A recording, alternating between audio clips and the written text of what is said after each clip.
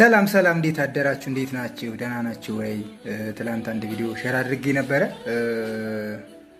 ብዙም አልታየም፣ መታየቱም ታይቷል። ላይክ ሼር የለውም፣ ፎሎ ብዙ የለውም እና ምንድነው ምንም መሽኮርም አያስፈልግም። አሁን ሁላችንም ችግር ነን። በተለይ ተቀጣሪ በዚህ ሰዓት በዚህ ሀገር ላይ በጣም በችግር ላይ ነው ያለው።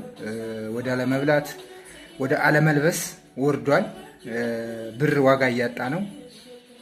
ይሄ ደግሞ በተለያዩ ምክንያቶች ከሀገር መውረድ ጋር የመጣ ነው። ሀገር ደግሞ ችግር ላይ ስለሆነች እየመከረች ነው። የእውነት መፍትሄ ታመጣለች ብለን እንጠብቃለን።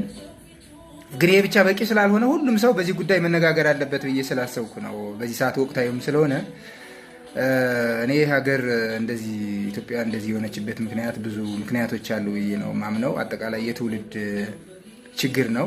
በሆነ ጊዜ ኢትዮጵያ ትውልድ ስታክ አድርጓል ብዬ ነው የማስበው። እነዚህ ደግሞ ተጠያቂ አካላት አሉ በዚህ ጉዳይ።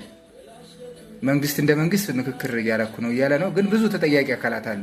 እነዚህ ደግሞ ምንድነው እኔ ያሰብኳቸው በዝርዝር እንሄድባቸዋለን። ወላጅ የመጀመሪያው ተጠያቂ ነው። ትምህርት ቤት ወይም መምህራን ተጠያቂ ናቸው። የሃይማኖት አባት፣ ሌላው ጎረቤት፣ ማህበረሰቡ ተጠያቂ ነው። የመንግስት ፖሊሲዎች በዚህ ጉዳይ ተጽዕኖ አላቸው በትውልድ ላይ ማለት ነው። ስለዚህ እነዚህ ተደማምረው አሁን ወዳለንበት የሰላም ችግር፣ የኑሮ ችግር ሰው በጣም አሁን ባለበት ሁኔታ ደግሞ በማያቅደው ሁኔታ የብር የመግዛት አቅም እየሞተ ነው በየቀኑ።